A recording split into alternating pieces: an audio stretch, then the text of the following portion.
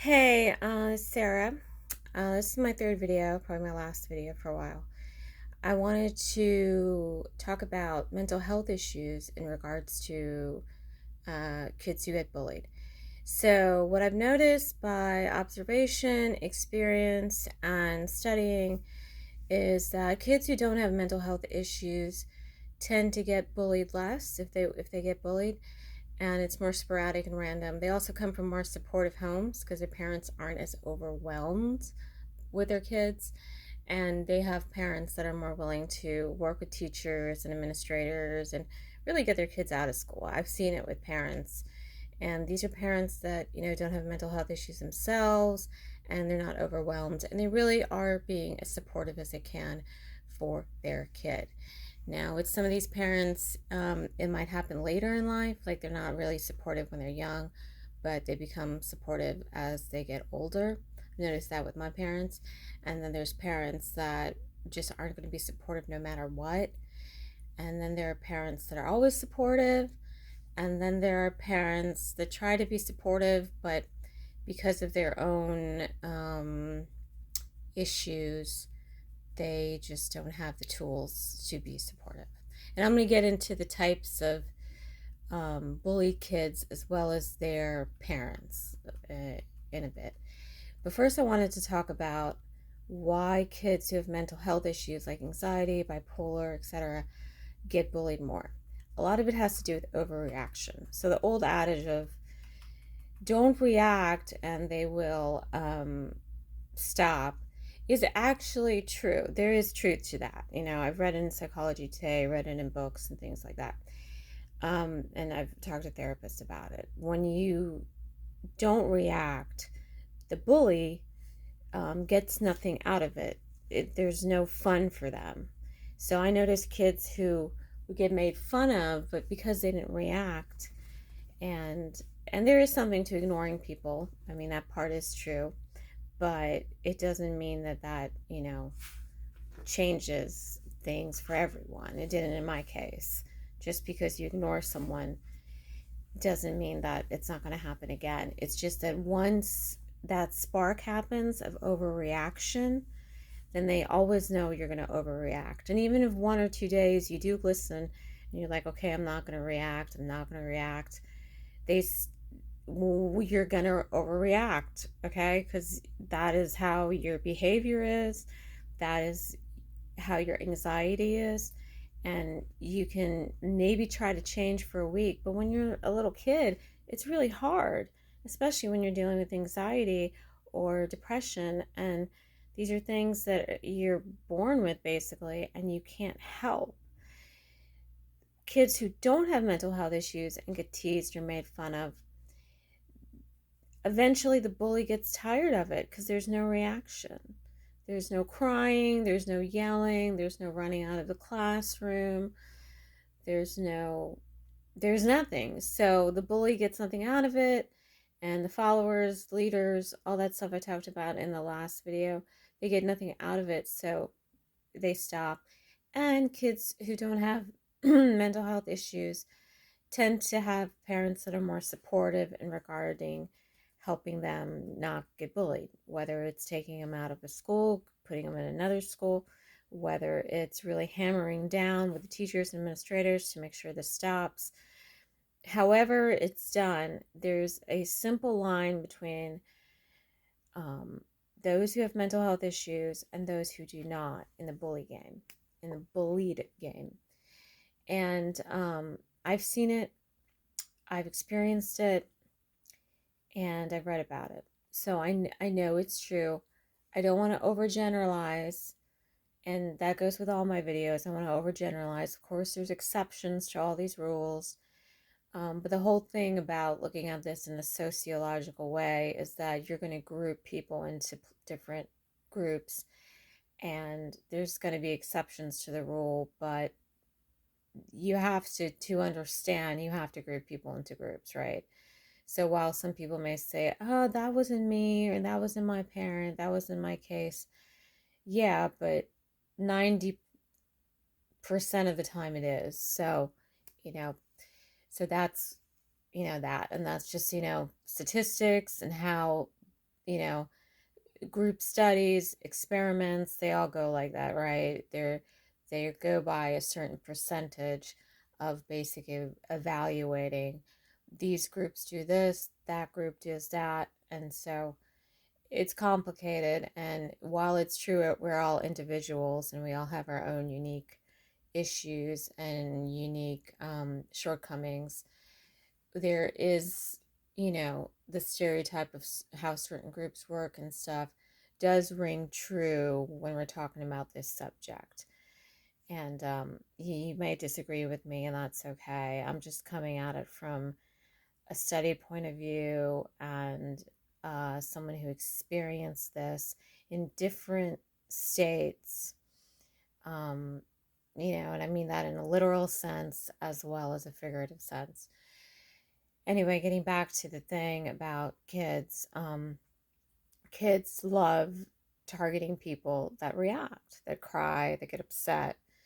And so that's a huge issue. And I know I had it all the time because when I was growing up, I would cry a lot, I'd get upset, I'd yell, and that would make them want to do it more. And I understood that, but it was really hard to not do that because I was undiagnosed. I wasn't on meds. I mean, this is the 80s. Didn't even talk about these kind of things.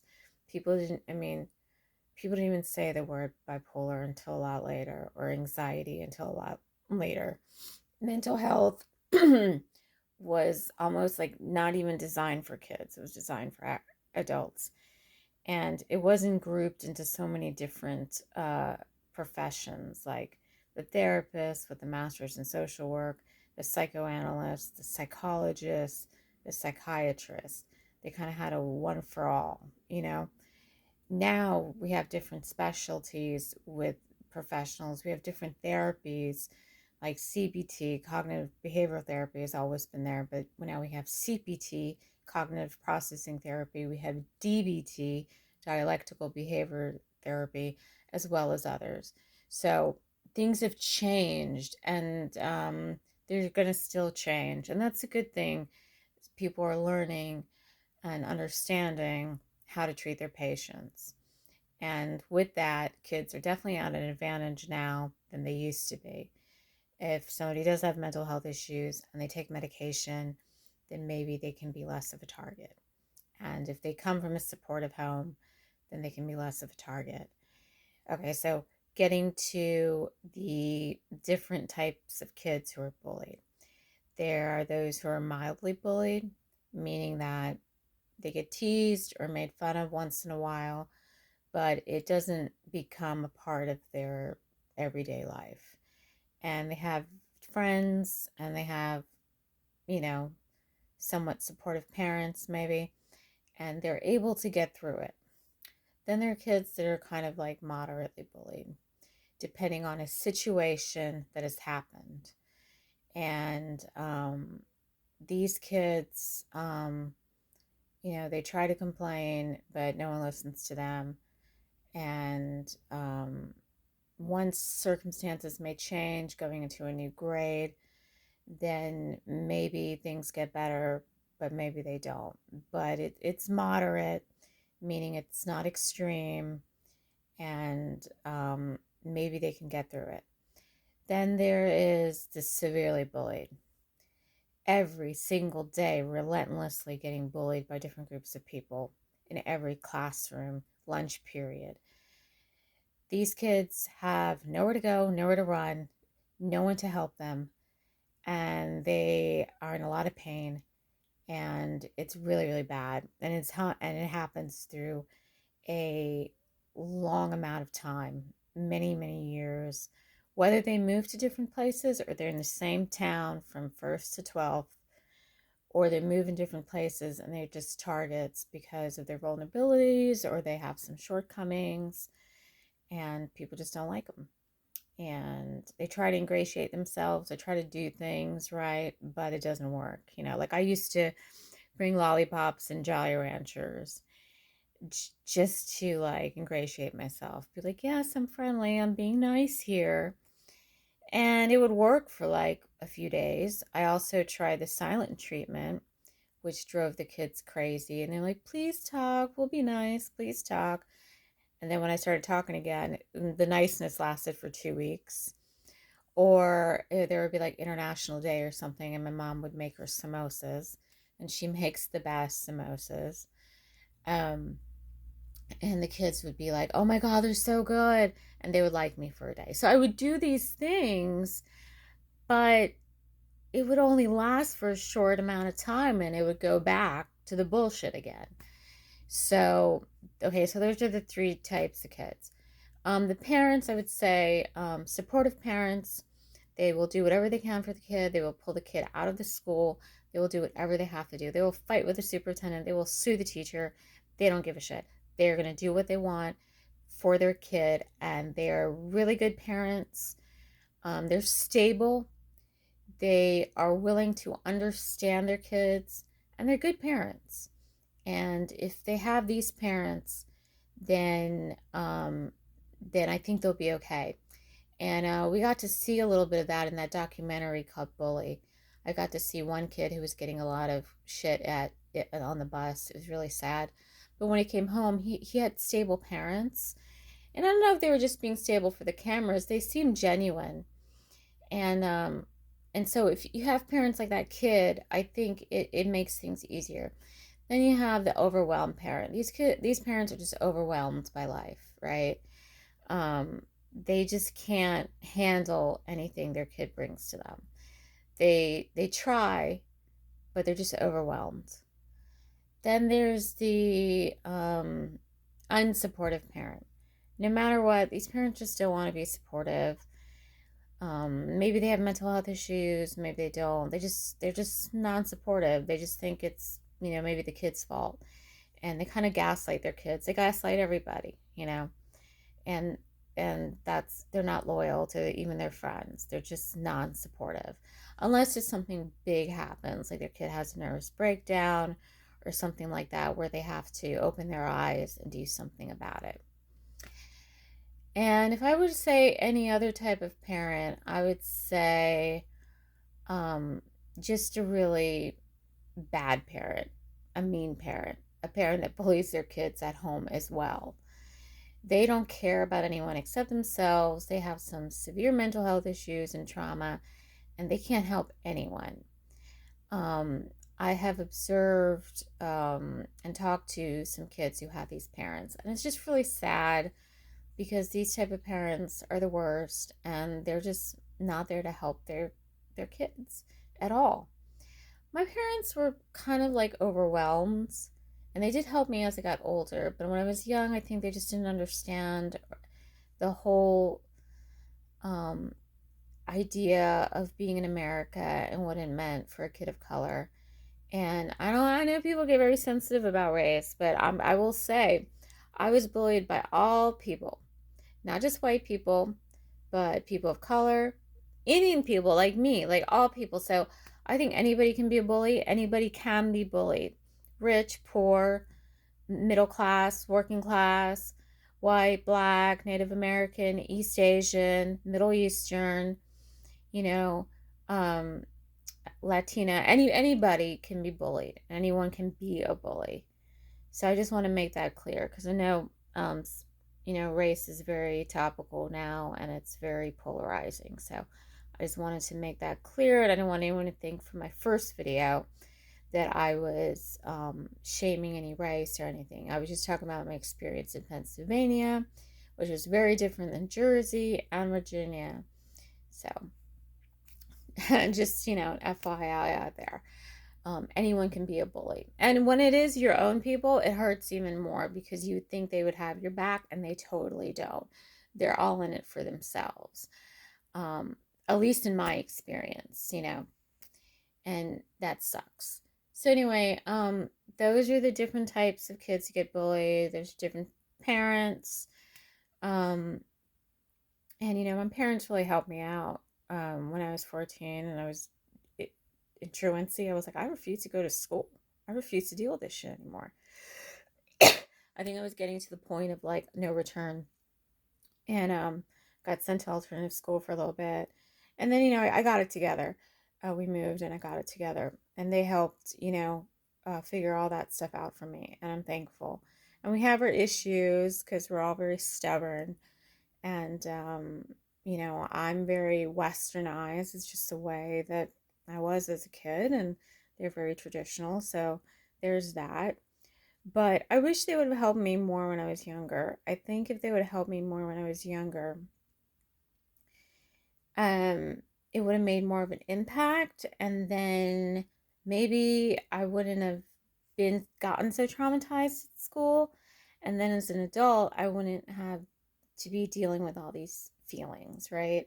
Because if when parents, really supportive parents, cut the root of that with their kids and they help them immediately, then those kids will never get the trauma.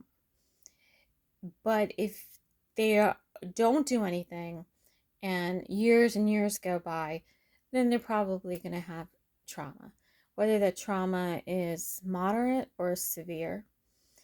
So I just wanted to say that the difference between mental health and those who are very stable versus those who aren't. Those who are on medication.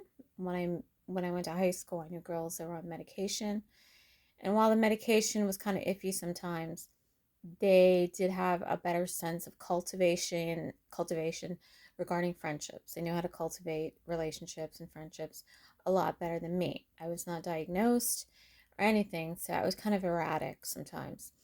And that was the difference between them and me. We had the same shit, it's just they were on meds, I wasn't. And I didn't really get into it until my mid to late 20s. So that's a long time. And I got blamed for a lot of stuff like, oh, she's crazy, or oh, she's a bitch. And it's like, nah, man, I'm just dealing with a lot of anxiety, and I just am not handling it the right way. When you're young, it's really hard to be completely self aware, especially if you don't even know what you're being aware about. And it's really hard to figure those waters because it's rough. And when you feel like you're sinking into the abyss and no one can help you out of it, it's a really lonely and isolating feeling. So, to all those who called me unstable and, you know, said I was mean while I was dealing with this is what I have to say to you. This is what I have to say to you. Okay? Sorry, but I had to do that because it's bullshit. It's bullshit. When you see someone having issues and you overlap them and you gaslight them, making them feel like it's their problem when they're the ones who are just trying hard to deal with things. That's just, I just think that is so wrong and so evil. So, like I said in my first video and my second video, and I'll say it again, karma is real. She comes for you, and she's not always fair in how she comes, but she's always just. So I hope all those people, whoever said that about me or whoever said that about you, get what's coming to them in regards to karma and, just the universal way of doing things. But I think it's important to know that living well is the best revenge. Let me say it again. Living well is the best revenge. Okay? Going out there, getting upset, getting pissed off, creating problems for yourself is not revenge. And we're seeing that right now, right? With like how horrible things are happening, and how things are escalating in our society, making it scary out there. That's not the way you deal with things. That's not the way you handle anger. And we all know that, but I feel like it needs to be reiterated again and again and again and again.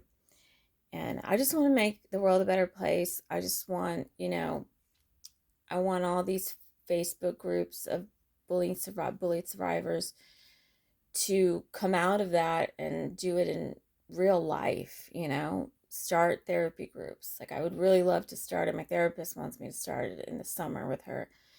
And in my town, and then all the cities across America, all the towns, just like they did with 12-step meetings, just like they did with DBSA for mental health.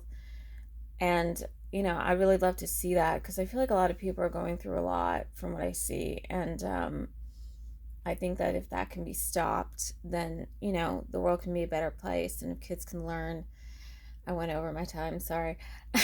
If kids can learn a better way and figure out a way to get out of their situations without having trauma, then that would be great. And then those kids will grow up, and then society will just be better at large, and we'll have less violence, less issues, and a better world.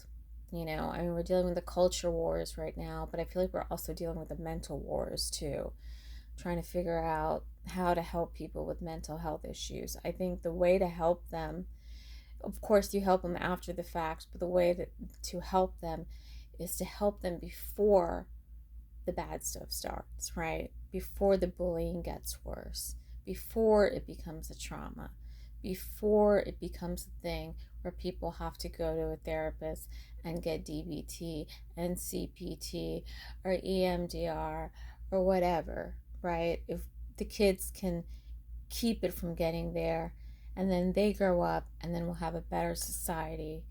And okay, that's all I need to say.